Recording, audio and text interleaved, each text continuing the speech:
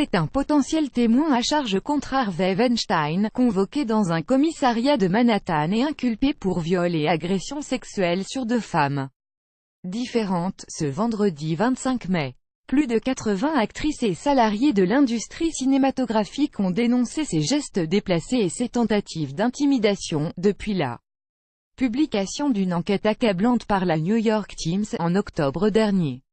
Mais Brad Pitt pourrait être l'homme qui fait basculer le destin de l'ancien magnat d'Hollywood, plaidant des relations consensuelles. Après avoir relaté ses tristes souvenirs avec Weinstein, à l'automne dernier, Gwyneth Paltrow, compagne de Pitt au moment des méfaits, il y a plus de 20 ans, vient d'entrer dans les détails. Au cours d'une interview avec l'animateur radio américain Howard Stern, il m'a fait des avances dans une chambre d'hôtel, mais je lui ai résisté, s'est souvenue l'actrice, oscarisée pour Shakespeare in Love, film produit par Weinstein, en 1999. J'ai tout raconté à mon petit ami de l'époque, Brad Pitt. Je m'étais rendu à ce rendez-vous, sans aucune méfiance. J'étais complètement sous le choc. Harvey Weinstein était habillé, il n'était pas seulement vêtu d'une robe de chambre.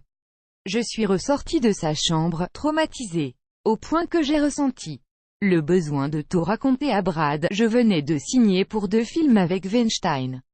Je redoutais qu'il ne voie plus jamais le jour. Et puis, un soir, Brad et moi assistons à la première du film Hamlet, à Broadway. Harvey est là, lui aussi.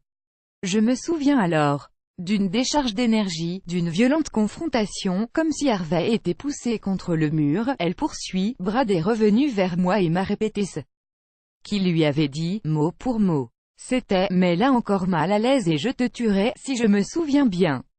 Son audace m'a bluffé. Brad a su user de sa notoriété, alors que je n'étais pas encore célèbre, en mesure de me défendre. Chic type que ce Brad Pitt. Crédit photo, Getty.